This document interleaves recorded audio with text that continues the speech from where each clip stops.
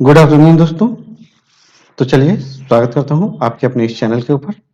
तो आज हम लोग देखने वाले हैं सेक्शन 36 से 40 तक। ठीक है, तो आप लोग को पता है कि कंपनीज एक्ट की सीरीज चल रही है इस चैनल के ऊपर। तो आज हम लोग चैप्टर 3 का हम लोग सेक्शन 36 से 40 तक देखेंगे और होप आशा कर रहे हैं कि आप लोग को प्रिपरेशंस ऑन ट्रैक चल रही होगी और अच्छे से चल रही होगी। तो आप लोग प्रिपरेशंस को बनाए रहिए और ये पीडीएफ जिसे भी मिले वो डायरेक्ट यहाँ क्लिक हेयर पे क्लिक करके आप चैनल पर आ सकते हैं। ठीक है, तो चलिए क्लास की शुरुआत करते हैं बिना विलंब किए हुए। तो देख लीजिए कि अभी तक हम लोगों ने क्या क्या कवर कर लिया, तो वो मैं एक शॉर्ट्स में बता दे रहा हूँ ताकि पता चले कि आज मैं क्या पढ़ने वाला हूँ और मैंने क्या पढ़ लिया। ये भी जानना सबसे पहले जरूरी बात है, क्योंकि ऐसा नहीं है कि गधा की तरह बस पढ़ने लग जाना है। क्या पढ़ रहे हैं कुछ पता नहीं है, बस पढ़े जा रहे हैं। तो अपने को गधा की तरह नहीं करना है, थोड़ा सा स्मार्ट वर्क भी करना है। पहले तो सबसे पहले पता होना चाहिए कि आज के क्लास में होगा क्या। ठीक है, तो चलिए आज की क्लास में क्या होगा वो देख लेते हैं। तो ये मैंने पढ़ा दिया है, ये चैप्टर 3 हम लोग पढ़ रहे हैं। इसमें हम लोग प्रोस्पेक्टस अलॉटमेंट ऑफ सिक्योरिटीज पे चल रहे हैं और यहाँ पे हम लोग ने सेक्शंस, ये पार्ट 1 में सेक्शंस 35 तक। ठीक है, ये मैंने आपको एक बताया हुआ था कि डिटेल में कि किस तरह से कंपनी एक्ट पढ़ना। तो हम लोग ने सेक्शंस 23 से 35 तक हम लोग ने पढ़ लिया। ठीक है, तो आज हम लोग पढ़ेंगे 36 से। ठीक है, आज हम लोग पढ़ेंगे 36 से लेकर के और 40 तक पढ़ेंगे। ठीक है, फिर अगले दिन 40 और 41 एक ही वीडियो में हम लोग कर लेंगे। ठीक है, तो वो काफी लेंथी सेक्शंस है। तो देखिए जो आज हम लोग पढ़ने वाले हैं सेक्शंस की नाम देख लेते हैं कि कौन कौन सी सेक्शंस है और इसके बारे में फिर हम लोग डिटेल में पढ़ेंगे। ये एक झलक है आप लोग को कि आज हम लोग क्या क्या पढ़ने वाले हैं इस वीडियो में। तो इस वीडियो में देख लीजिए कि हम लोग चैप्टर 3 पढ़ने वाले हैं। तो देख लीजिए कि यहाँ पे ये तो कंप्लीट हो चुका है। जो लोग नहीं देखे हैं देख लीजिएगा, इसके नीचे इसका प्ले लिस्ट मिलेगा, तो वहाँ पे आप लोग जाकर के देख लीजिएगा। ठीक है, इसमें भी ऑलरेडी 2-3 सेशन हो चुका है सेक्शन 40 तक में, 41 तक में। आज जो है सो ये 36 से 40 पढ़ेंगे। तो 36 में देख लीजिए कि सेक्शन 36 में जो है punishment for fraudulently including persons to invest money. ठीक है, ये है सेक्शन 36 में, ये सेक्शन है। आप लोग पढ़ लीजिएगा, अब डिटेल में पढ़ेंगे तो उस समय मैं इसको रीड करूंगा। ठीक है, तो अभी मैं इसको बस आप लोग एक बार नजर से देख लीजिएगा कि कौन कौन से सेक्शन है। ये मैं इसलिए लगा दिया हूँ कि ताकि आपको इसको रिवाइज करने में आपको आसानी हो। ठीक है, ताकि आपने क्या क्या पढ़ा था, क्या कौन सेक्शंस पे क्या है, इसलिए यहाँ पे एक चार्ट लगा दिया हूँ, इंडेक्स लगा दिया हूँ। ठीक है, तो चलिए आगे बढ़ते हैं। तो चलिए हम लोग बात करते हैं सेक्शन 36 की। ठीक है, तो यहाँ देख लीजिए 36 से चालू किया, 40 तक चलेंगे। ठीक है, तो अब इसको हम लोग इस सेक्शन को हम लोग डिटेल में पढ़ते हैं। ठीक है, तो चलिए सेक्शन 36 में देख लीजिए कि punishment for fraudulently including persons to invest money. ठीक है, तो इनके लिए क्या किस टाइप का फ्रॉडुलेंट आप करेंगे तो आपको जो है सो पनिशमेंट्स मिलेगा। इसमें बताया जा रहा है कि कोई भी पर्सन या तो जानबूझ के या रेकलेसली कोई किसी भी टाइप का मिसलीडिंग करता है, धोखा देता है, जानबूझ के कुछ छुपाता है। ठीक है, तो उस सब को तो किस किस टाइप में के एक्टिविटी में, तो किसी टाइप के लिए एग्रीमेंट के लिए। ठीक है, एनी एग्रीमेंट। ठीक है, और डिस्पोजिंग और सब्सक्राइबिंग फॉर अंडरराइटिंग सिक्योरिटीज। ठीक है, तो इसके लिए। ठीक है, सेकंड है कि किस टाइप में, तो any agreement for the purpose of pretended purpose of which is to be secure a profit. आप किसी भी तरह से दिखावा करके यदि आप प्रॉफिट सिक्योर करना चाहते हैं। ठीक है, from the yield of the securities. तो आप लोग जो बॉन्ड पढ़े होंगे तो वहां पे पता होगा कि बॉन्ड यील्ड क्या होता है। जो लोग नहीं जानते थोड़ा सा गूगल करिएगा। ठीक है, हर चीज को बारीकी से डिस्क्राइब करने लगेंगे तो अननेसेसरी लेंदी होगी, तो कुछ कुछ चीजों को आप लोग खुद से भी गूगल करिए। ठीक है, तो इसको आप लोग गूगल करिएगा और कमेंट में करिएगा कि बॉन्ड यील्ड क्या होता है। ठीक है, तो आप लोग हमको लगेगा कि आप लोगों ने वीडियो को देखा है। ठीक है, और by reference to fluctuations in the value of the securities. ठीक है, तो इस टाइप में किसी भी टाइप से यदि प्रॉफिट है, इसके ये प्रॉफिट किसी भी टाइप से हो रहा है। और थर्ड क्या सर्कमस्टांसेज है कि एनी एग्रीमेंट फॉर और with a view to obtaining credit facilities. ठीक है, किसी भी टाइप का credit facilities from any bank और फाइनेंशियल इंस्टीट्यूशन। तो if you are doing such types of fraud doing any of these activities as mention in A B C, then you have to be charged under sections 447. And now you are thinking about what is section 447. So I already taught in the first slide when I started the video, that time I already told you, so that these sections I am not going to teach you now, क्योंकि ये मैंने पहले पढ़ा दिया है। तो आप लोग पीछे जाकर के इसको पूरा देखिए कि सेक्शन 447 में क्या क्या है। ये डायरेक्ट सिलेबस में नहीं है, लेकिन हर जगह आपको पढ़ना है क्योंकि लिखा हुआ, ठीक है। तो इस टाइप से, ठीक है। चलिए अब सेक्शन 37 में पढ़ते हैं। देखिए एक्शंस अफेक्टेड बाय पर्संस। तो जो एक्शंस है, तो कोई भी पर्सन जो है जो कि अफेक्टेड है, सेक्शन 34, सेक्शन 34 क्या है, तो ये क्रिमिनल लायबिलिटी है, ठीक है। ये क्रिमिनल लायबिलिटीज है। सेक्शन 35 में क्या था, ये सिविल लायबिलिटीज था, ठीक है। ये सिविल लायबिलिटीज है, मैं लिव लायबिलिटीज छोड़ दे रहा हूं लिखना। और सेक्शन 36 क्या था, तो आप किसी भी तरह से पर्सोनेट करते हैं पर्सन को, देख लीजिए कि किसी तरह से नोइंगली, जानबूझ के या धोखा से, किसी भी तरह से आप मिसलीड करते हैं, कुछ भी छुपाते हैं, तो ये जो है आपका सेक्शन 36 था, ठीक है। तो ये मतलब सेक्शन 36 में बोल रहा है कि आपको ये सेक्शन 34, 35, 36 में किसी भी टाइप का यदि आपको किसी भी टाइप से आपको मिसलीड किया जाता है, तो then you can file a suit, ठीक है। तो आप जो है सो मुकदमा कर सकते हैं, ठीक है। चलिए अब हम लोग सेक्शन 38 की तरफ बढ़ते हैं, ठीक है। देखिए सेक्शन 38 का नाम है punishment for personation for acquisition of securities, ठीक है।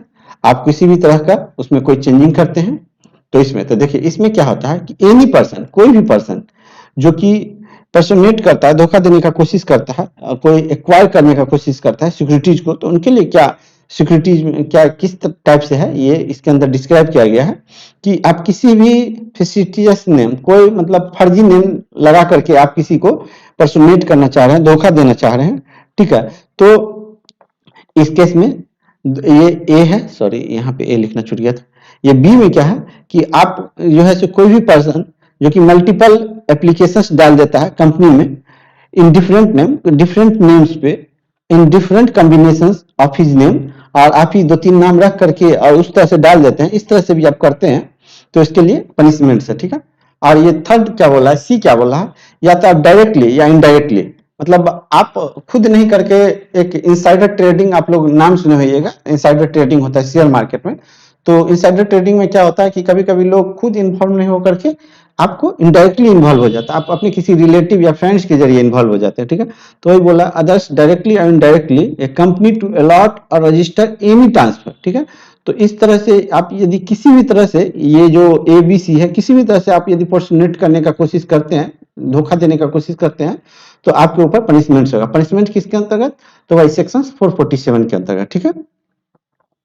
चलिए अब देख लीजिए कि क्या होता है कि इसी में जो जो आपके ऊपर जो पनिशमेंट होगा, जो भी पेनल्टी होगा सेक्शन 447 के अंतर्गत, तो इसी में कुछ अंदर में जाकर के, कुछ अंदर में सबसेक्शंस में इसको डिफाइन किया गया कि जो पनिशमेंट होगा, वो जो पनिशमेंट होगा, जो धोखाधड़ी से जो आपने अमाउंट रिसीव किया हुआ, वो अमाउंट जो है आपको कहाँ पे देना पड़ेगा, ये जो अमाउंट है ये आपको investor education and protection fund में देना पड़ेगा, ठीक है।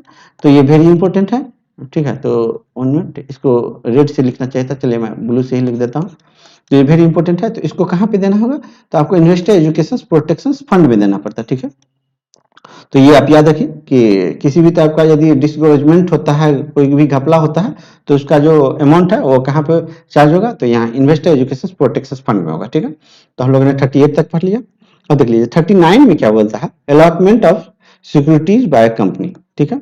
कि कोई भी कंपनी जो सिक्योरिटीज को अलॉट करती है, तो वो तभी अलॉट कर सकती है जब तक कि वो मिनिमम अमाउंट को सब्सक्राइब नहीं कर ले, ठीक है। तो क्लियर लिखा हुआ है, देख लीजिए पढ़िए कि no allotment of securities of a company offer to the public subscriptions unless amount stated in the prospectus as the minimum amount has been subscribe. जो मिनिमम अमाउंट लिखा गया है प्रोस्पेक्टस में, जब तक वो सब्सक्राइब नहीं हो जाता, तब तक आप सिक्योरिटीज को अलॉट नहीं कर सकते हैं, ठीक है।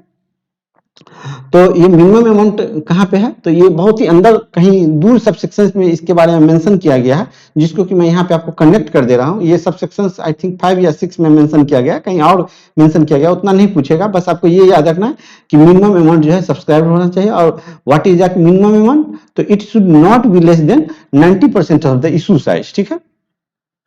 तो ये जो है इशू साइज से, तो इसीलिए आप लोग जानते हैं कि इसमें होता यह है कि इसके लिए एक मर्चेंट बैंकर खोजता है। तो मर्चेंट बैंकर्स का काम होता है कि जो भी सब्सक्राइब नहीं हुआ है उसको वो सब्सक्राइब कर देना। तो कभी जब कंपनी शेयर इशू करते हैं, तो मर्चेंट इसमें नहीं पढ़ना है, वो मैं कहीं और पढ़ा हुआ था, तो उसको इंटरलिंक कर दे रहा हूँ आपको यहाँ पे, ठीक है। तो यहाँ पे ये हो गया कि इसको 90% ये आपको पढ़ना है, ये कंपनी एक्ट में पढ़ना है, मर्चेंट बैंकर नहीं पढ़ना है इसमें, ठीक है।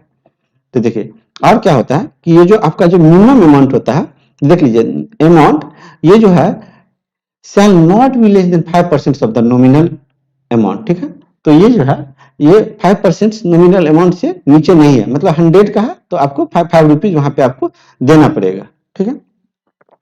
And now we are moving to the further subsections. तो here it is stated, clearly stated कि stated minimum amount has not been subscribed, ठीक है। यदि आपका ये minimum amount है 90%, ठीक है, ये सब्सक्राइब नहीं हुआ है, and the sum payable on applications is not received within a period of 30 days, ठीक है, और कोई भी सम जो है वो नॉट रिसीव्ड है विद इन 30 डेज के अंदर आपको इसको रिसीव कर लेना है, ठीक है। देखिए क्लियर लिखा हुआ है if the stated minimum amount has not been subscribe, ठीक है, सबसे means 90%, if 90% issue size, here 90% issue size is not been subscribed and the sum payable or applications is not received within 30 days, और ये जो applications पे जो भी सम है वो नॉट रिसीव्ड हुआ है 30 days, then from the date of the issue of the prospectus, तो इसके बाद क्या होगा कि देख लीजिए इसके बाद क्या होगा कि यदि आप नहीं सब्सक्राइब हुआ है तो जो आप एप्लीकेशंस मनी ले लिए हुए थे कुछ लोगों से, ठीक है, चलिए मैं यहाँ पे थोड़ा सा आपको डिटेल में बताता हूँ। जैसे कि शेयर है, ठीक है, इसको आपको सब्सक्राइब करना है, तो इसको सब्सक्राइब करना है तो आपको क्या करना है, तो सबसे पहले आपको एप्लीकेशंस मनी देनी पड़ती है, ठीक है। अकाउंटिंग ऑफ शेयर कैपिटल जब हम लोग पढ़ेंगे कॉमर्स एंड अकाउंटेंसी, तो वहां पे इस पे एक न्यूमेरिकल भी है, ठीक है। तो पहले एप्लीकेशंस मनी होती है, इसके बाद फिर कॉल मनी होती है, ठीक है, फिर कॉल मनी होती है, ठीक है। जैसे 10 रुपीज है तो आपको पहले ही बताया था, तो 10 रुपीज है तो मान लीजिए 2 रुपीज एप्लीकेशन मनी आएगा और 8 रुपीज जो है सो कॉल मनी आएगा। कॉल मनी में भी यदि कोई अमाउंट बड़ा है, 100 है, 1000 है, इस टाइप से है, तो कॉल मनी में भी first call, second call, final call, इस तरह से होता है, ठीक है। और हो सकता है कि फर्स्ट कॉल सेकंड कॉल नहीं हो, फाइनल कॉल हो, तो इस तरह से एप्लीकेशन मनी होता है, ठीक है।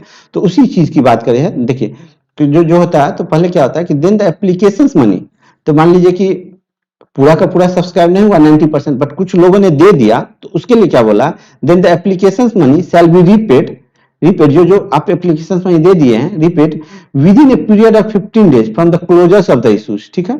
तो यदि आपका 90% सब्सक्राइब नहीं हुआ, यदि 30% ही हुआ, तो वो आपको जो है सो रिटर्न करना पड़ेगा। आप मिनिमम 90% आपको सब्सक्राइब करना है, ठीक है। तो उसको कितने दिन में आपको रीपेड कर देना है, विद इन 15 डेज। 15 डेज के ये 30 डेज खत्म हो गया, और 30 डेज के बाद जो है सो 31 से लेकर के 45 डेज के अंदर जो है आपको इसको क्या करना है, application money shall be repaid, इसको रीपेड कर देना है, ठीक है। और यदि आप इसको रीपेड नहीं करते हैं तो आपको जो है देख लीजिए यहाँ पे क्लियर लिखा हुआ है, if such money is not so repaid, तो क्या करना है, तो आपको जो है सो liable to repay that money with interest at the rate of 15%, ठीक है। तो ये आपका वेरी वेरी इंपॉर्टेंट है, तो ये आप इसको याद रट्टा लगा लीजिए, बाय हार्ट कर लीजिए, क्योंकि ये आने का चांस मोस्ट प्रोबेबल है, यहाँ से क्वेश्चंस राइज होंगे, ठीक है। 90% 30 डेज, ठीक है। और क्या होता है, तो इसको भी आप लोग याद रखिए कि applications money to be refunded shall be credited only to the bank account, ठीक है। तो ऑप्शंस में दे देंगे कि एप्लीकेशंस मनी किस तरह से क्रेडिटेड होता है, वाया चेक, वाया कैश, हाँ, वाया ड्राफ्ट। तो आप कंफ्यूज हो सकते हैं, तो यहाँ पे आपको क्लिक करना है कि only to the bank account from which the subscriptions was remitted, ठीक है। तो ये चीज आपको याद रखना है कि ओनली बैंक अकाउंट में होता है, ठीक है। तो आप लोग इसको समझ गए होगा, होप मैं जो समझाना चाह रहा हूँ आप लोग बिल्कुल समझ गए होगा।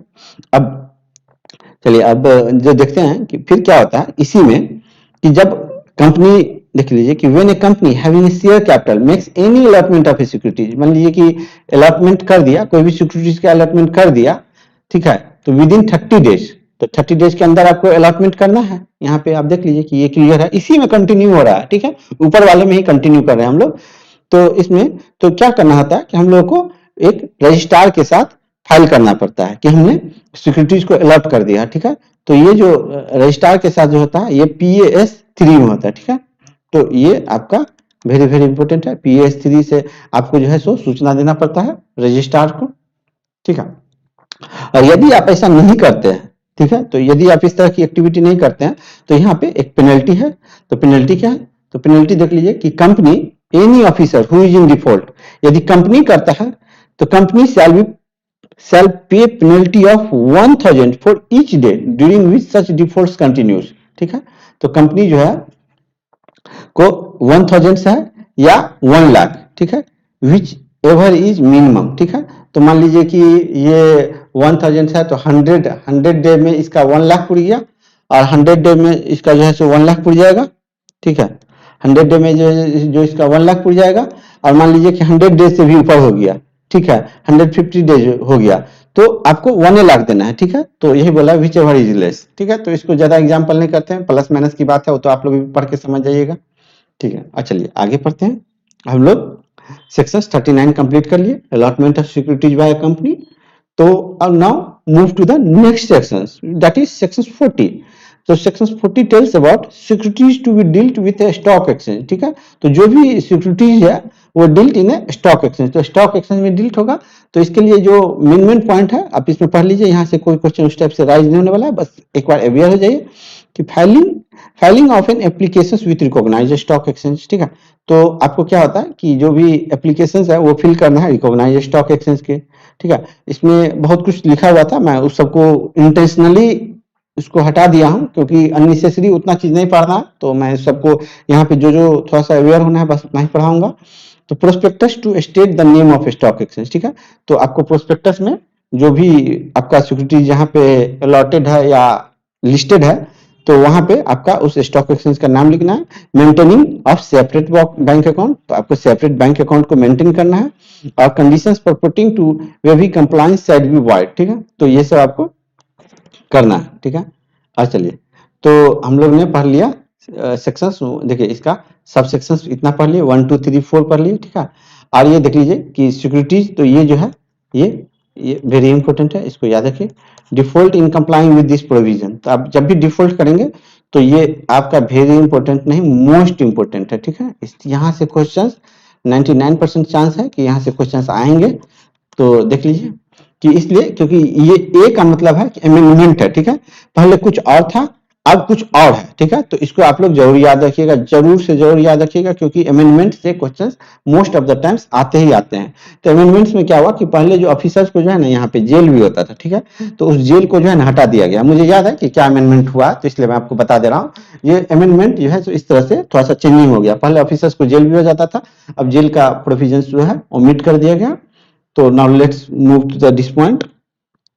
तो देखिए इसमें डिफॉल्ट क्या है कि 5 लाख और 50 लाख। तो एक चीज बता दूं कि आप लोग सोचते होइएगा कि कैसे याद होगा, इतना पेनल्टी है, तो आपको बता दूं कि कुछ पेनल्टी जो है ना कुछ सिलेक्टेड रेंज में है, जैसे 5 से 50 लाख, ठीक है, 50,000, हाँ इस टाइप से है। ऐसा नहीं है कि 35,000 है, ठीक है। और एग्जाम में आपको ना इस टाइप से दे देंगे ना 35,000, तो कहीं पे 35,000 पेनल्टी तो पढ़ा ही नहीं था, तो ऐसे ही ओमिट हो जाएगा, ठीक है। तो इस तरह से पेनल्टी है, वो एग्जाम में आप यदि 5 बार पढ़े हुए हो तो क्लिक करेगा वहां पे, ठीक है। तो कंपनी जो है 5 लाख और maximum 50 lakh, minimum 5 lakh maximum 50 lakh, और डिफॉल्ट ऑफिसर जो है 50,000 एंड मैक्सिमम 3 लाख। ये पेनल्टी है, अमेंडमेंट है, ठीक है। Now let's move to the next point, ठीक है। देखिए लीजिए अब जो है हम लोग सबसेक्शन 6 में है, ठीक है, सबसेक्शन 6 में। तो सबसेक्शन 6 में बहुत कुछ लिखा हुआ है, तो उसको मैं बहुत ही इजी वे में आपको एक्सप्लेन करता हूँ, ठीक है। तो देखिए company payment of a commission, तो कमीशन को किस तरह से पेमेंट किया जाए, ठीक है। The payment of such commission shall be authorise in the company's article of association. Company का जो आर्टिकल ऑफ एसोसिएशन है उसमें ऑथराइज किया गया है, ठीक है। तो ये आप जो है सो याद रखिए कि कमीशन किसमें ऑथराइज किया गया है, यहीं पे आपको दे देगा मेमोरेंडम ऑफ एसोसिएशन, तो आप कंफ्यूज हो जाइएगा, नहीं टिक कर पाइएगा। तो यहाँ पे किसमें ऑथराइज किया गया, आर्टिकल ऑफ एसोसिएशन में जो है सो इसको डिफाइन किया गया, ठीक है, कमीशन, ठीक है। कमीशन जो है पेड होगा और paid proceeds of the issue or the profits of the company or both, ठीक है। तो आपको पूछ सकता है कि कमीशन जो है सो किससे पेड किया जाता है, तो प्रोसीड्स ऑफ द इशू और प्रॉफिट्स ऑफ द कंपनी, ठीक है। तो ये आपको रट्टा लगाने का चीज है, आप जितना अच्छा रट्टा लगाएंगे उतना अच्छा करेंगे एग्जाम में, ठीक है। फिर क्या बोल रहा है कि रेट ऑफ द कमीशन, तो देखिए इसके अंदर रेट ऑफ द कमीशन जो है सी पॉइंट में सबसेक्शन 6 का सी पॉइंट, सबसेक्शन 6 का सी पॉइंट में डिफाइन किया गया है कि आपका रेट ऑफ कमीशन क्या होगा। तो in case of the shares, when we are talking about in case of the shares and other situations we have in case of a debentures, so when we are talking about in case of a shares, then it shall not exceed 5% of the price at which the shares are issued, ठीक है।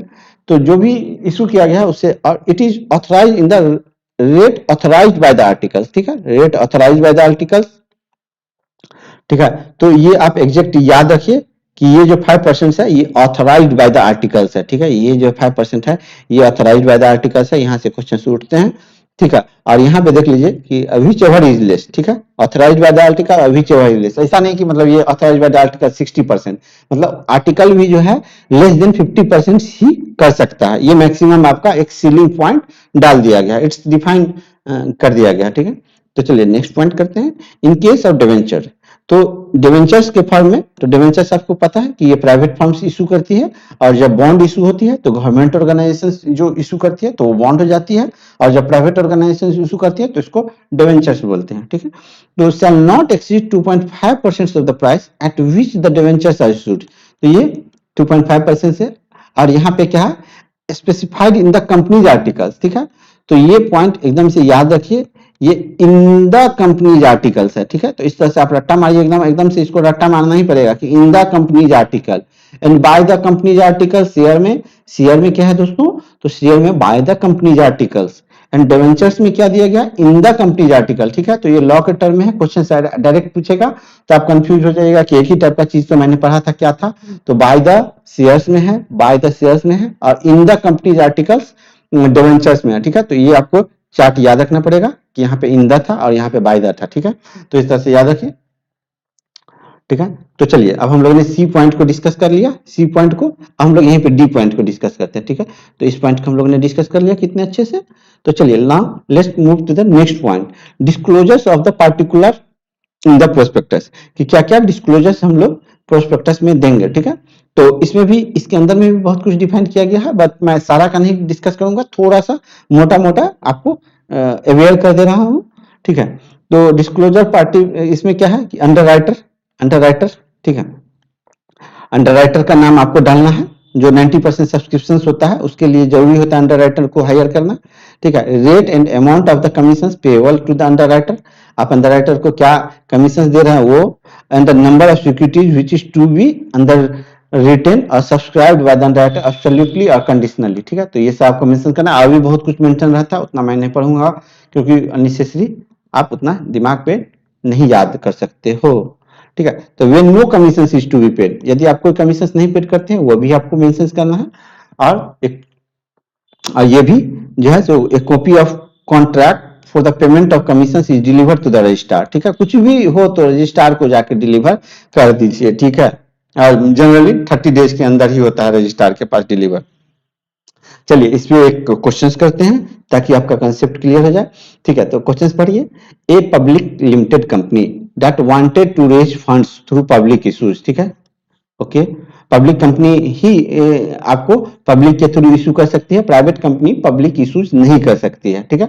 तो section 23 में हम लोगों ने पढ़ा था, ऐसा नहीं है कि आगे पढ़ते चलिए तो पीछे भूलते चलिए, ठीक है। Of shares had applied for the listing of public shares had applied for the listing of its share in 3 recognized stock exchange, ठीक है। however only two exchange had given permissions for the listing, ठीक है, only 2 ही permissions दिया है, तीसरा नहीं दिया है। can company proceed with the public offer, तो क्या मतलब कंपनी जो है सो पब्लिक ऑफर कर सकती है, तो आप लोग बताइए कि क्या होगा आंसर। तो देखिए इसका आंसर है कि जो है सो कंपनी पब्लिक ऑफर नहीं कर सकते हैं। The company can not proceed with the public offer of shares before obtaining the necessary approval from the stock exchange, ठीक है। तो ये चीज कहाँ पे डिफाइन किया गया था, तो चलिए यहाँ पे मैं दिखा दे रहा हूँ, देखिए यहाँ पे 1 मिनट, ये यहाँ पे सॉरी, देखिए यहाँ पे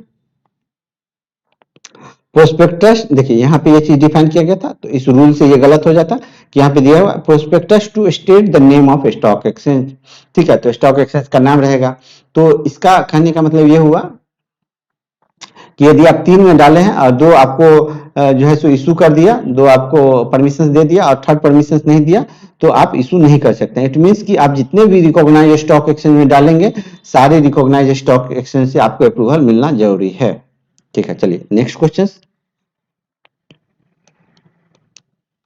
ठीक है।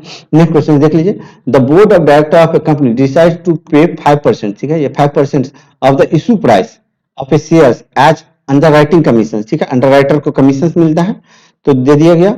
However, the article of associations of the company permits only 3%, ठीक है, और ये शेयर का बात हो रहा है, ठीक है, डिवेंचर्स का बात नहीं हो रहा है, ये शेयर का बात हो रहा है, ठीक है, ओनली 3%। आर्टिकल ऑफ एसोसिएशन क्या बोल रहा है कि ओनली 3% ही कमीशन देने के लिए, ठीक है, लेकिन बोर्ड क्या बोल रहा है कि बोर्ड बोल रहा है कि हम 5% कमीशन देंगे, ठीक है।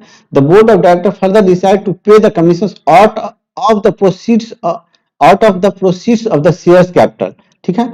तो ये क्या बोल रहा है कि हम जो है शेयर कैपिटल से के प्रोसीड से ये कमीशन देंगे।